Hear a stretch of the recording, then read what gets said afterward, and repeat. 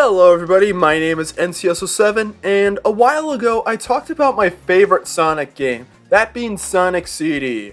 For many reasons that I mentioned in that video, I hold that game very close to my heart because of everything great that game does.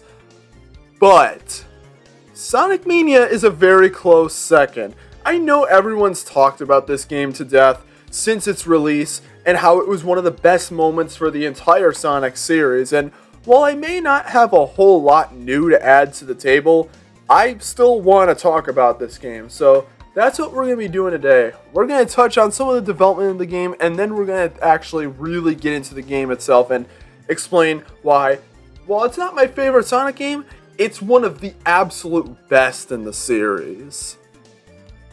Development of Sonic Mania would start in 2015 by Christian Whitehead, who is a pretty well-known figure in the Sonic community. He's most well known for working on the remasters for Sonic CD and the Sonic 1 and 2 on mobile devices, and all those remasters were very well regarded, so it made sense that he would eventually make his own game. Initially under the name Sonic Discovery, though eventually changed to Mania, this game would gain more and more workers over time. It would become the game we know and love. The game wouldn't get its true reveal until San Diego Comic-Con of 2016, and would get a couple playable demos before releasing in August of 2017 for all consoles and PC. And in terms of the unused content, some of the early demos had some weird stuff, like initially they didn't contain any of the shields that are found in the final game. There was also an Easter egg similar to the one in Sonic CD where if you wait too long, Sonic will jump off the stage causing a game over, which was in the demos and was only ever meant to be in the demos, but there is some code that's left over in the final game that does allow this to happen. And there's also an image that shows what seems to be an early version of Press Garden Zone Act 1, as well as Blue Sphere stages that were cut, but only a few of them were cut. So, and there's some other stuff as well, but it's honestly really not that interesting if you ask me. So, with some history on the game out of the way, let's actually really get to the game, starting with the graphics. The sprite work in this game is so goddamn good. As you can clearly tell, it takes a lot of aspects from all the previous classic Sonic games and mixing it together to make the game look great, even for 2017 standards. And one big reason is due to how much animation there is. Like, there's every time you finish a level, there's little cutscenes that play in between levels, or whatnot. And also, the game is just so damn fluid. There's so much like life in all the visuals. It's so good. And speaking of how fluid everything is, the game runs absolutely perfectly, regardless of what system you play it on. I've personally only played the Switch version, and it looks so good, whether on the TV or on the Switch's screen. It looks so good. There's really not much to say on that, but I have to give massive props to the animated intro and ending cutscenes, being spearheaded by Tyson Hess, one of the most iconic Sonic illustrators out there, and man, these look absolutely amazing, and it's no surprise he went on to do more. Like all of the Sonic Mania Adventures episodes, which those are really good. Please give those a watch in your spare time if you can. They're on like YouTube. Please watch those. And also the cutscenes in Sonic Origins. Really, there isn't much at all to dislike here. I mean, hell, I love the design for the menus. They just ooze with style and personality. And as a student in graphic design, it's so cool to see all of the shapes and colors that are all of these being used together to create something that's so good. Really, visually, there's not much to say. Really, just look at it. It's so good. This game, visually, is easily art, in my opinion. Speaking of art, next we have the gameplay and the levels, and man, these are so good too.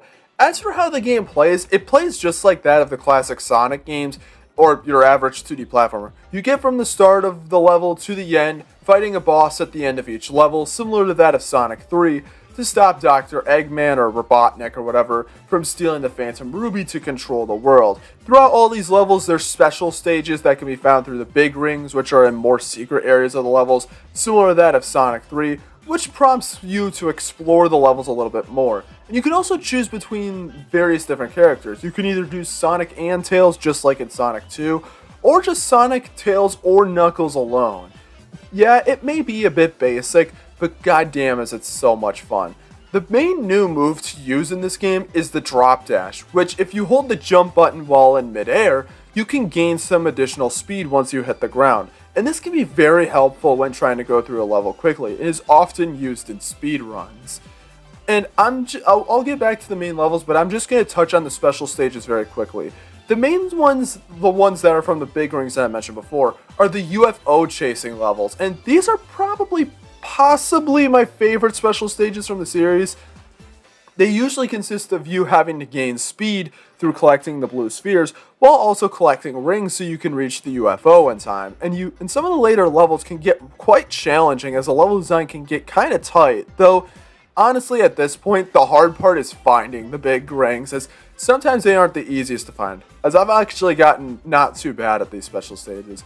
These are what give you the Chaos Emeralds. However, there's also the Blue Sphere stages that return from Sonic 3, which you can do these after going past a checkpoint with at least 25 rings and jumping in like the little star things above it. And they're basically just the same ones from Sonic 3, but they also added a couple new ones as well. I believe there's 32 of them, and whenever you complete one, they'll give you a medal upon completion.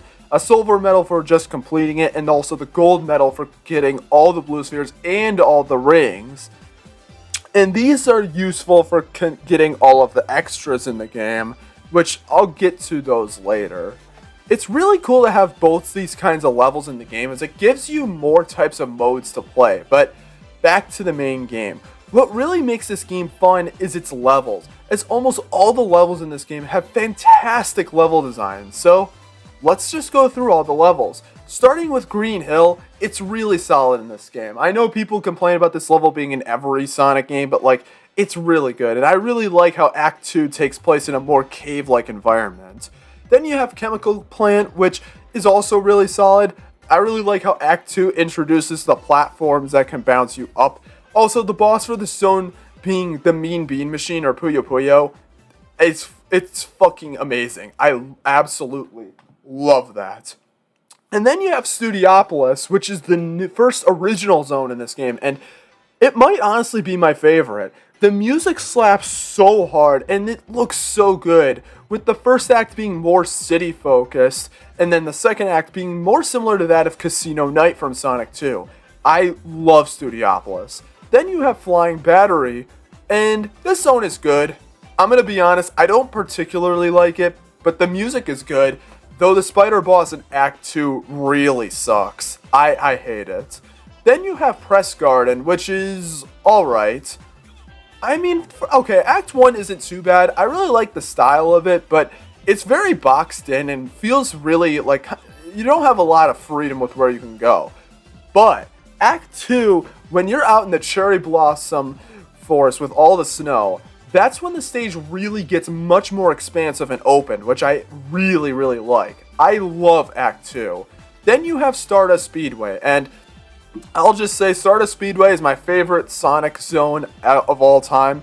And Act 1 is alright, taking a lot from Marble Garden from Sonic 3. But Act 2 is like sex. It's so good. And the Metal Sonic boss is also really good with amazing music. Then you have Hydra City Zone, which is also really good, especially Act 2 with the slides and the amount of speed. I love the sections where you're going so fast that you're running on water. It's so awesome. Mirage Saloon has a weak first act, though Knuckles has a better first act. But Act 2 completely makes up for it with such a cool style, such a cool Wild West style to everything. Then you have Oil Ocean, which is honestly probably one of my least favorites, though Act 2 does have the smoke mechanic that's similar to that of the ghost mechanic from Sandopolis Act 2 from Sonic 3, so there's that, but not one of my more favorite zones. And one thing you may have noticed is that the second acts of these zones typically add much more to these zones than the first acts, with those mostly being similar to that of how they were in their respective games, which is fine. I actually quite like how they did it with the acts in this game. Anyways, Lava Reef is next, and I love Act 2. The music is absolutely stellar. I love the backgrounds, and I love how they brought back the conveyor belts from Quartz Quadrant from Sonic CD. Such a cool addition. Then you have Metallic Madness, and it has some really good music, and I really like how they use the mini Sonic form a lot more as opposed to how they did in CD. But honestly, it's not one of my favorites. It's not one of my favorites level design wise. Similar to that, I feel the similar way as I do to the original Metallic Madness from Sonic CD. It's fine. It's good. It's good. And then you finally have Titanic Monarch, which is alright. I like that this is a more challenging zone compared to many of the others, considering this is the final one, though these acts can last very long, but it's fine though. Overall, the levels in this game slap, though honestly the bosses aren't too interesting. Yeah, the music for the bosses are really, really good, and I'll get more in the music later, but most of them are really easy and don't really require too much, although the final bosses are actually really solid and actually difficult. And if you get tired of the main game, there's also other modes, like the competition mode for multiplayer, as well as the time attack, which these both can be quite fun. And you also have the extras, which you can unlock through completing the Blue Sphere stages. You can unlock stuff like the DA Garden, which is basically the sound test, and it's similar to that of the one from Sonic CD. And you also can get the ability to play Mean Bean and Blue Sphere stages on demand. Overall, the gameplay of Sonic Mania is absolutely stellar. You can tell how much care was put into the control and design and everything for the game. Really, there's no need to say it. If you've played this game, you know. And if you've played this game before, you completely know that the music in this game is absolutely amazing. Now, while I have said in the past and still believe that Sonic CD has the best soundtrack for a Sonic game ever, Sonic Mania's soundtrack fucks. T. Lopes absolutely outdid himself with this game, with great remixes of past level themes, as well as the new original music. Honestly, I wouldn't even say there's a single bad song in this soundtrack. But just to name my favorites, both of the Stardust Speedway, Hydra City Zone, Metallic Madness themes, the Supersonic theme, the menu theme, and the final boss themes are definitely my favorites. They're so good. Like I said in the Sonic CD video, to those who say that video game music doesn't count as real music, those motherfuckers need to sit down with this soundtrack, because I'm telling you right now, Sonic Mania soundtrack will make those people change their minds. Absolutely stellar music. Overall, Sonic Mania is phenomenal. Is it perfect? No. The bosses can feel kind of lame at times, and some Blue Sphere stages can be a real bitch to complete, but everything else is so good. The control, the level design, the levels themselves, the side content, hell, even the DLC that released that included an Encore mode and Mighty and Ray as playable characters. There is so much to love. You can tell this game was a true passion project from some of Sonic's most talented developers. And while it is very sad that this game never got a sequel, it is still so much fun to play, even to this day. It is a game you absolutely need to play if you haven't before.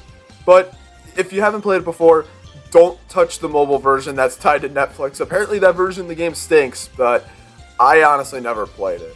Sonic Mania is a game that shows that Sonic can work in the modern day, as long as the devs treat their projects with the same type of passion. Would they be able to do it? Well, the devs for Sonic Mania would eventually make the game Penny's big breakaway, which is pretty solid, though Sega did have an idea, that being Sonic Superstars. But that's a discussion for another day. And that is pretty much the video, so thank you guys for watching. Let me know in the comment section what you guys think of Sonic Mania. I don't really have much to say at the end of this video. I do intend to have another Iceberg video coming out soon, so that'll be fun. And yeah. You should probably play this game after watching this, because I know I'm going to do that.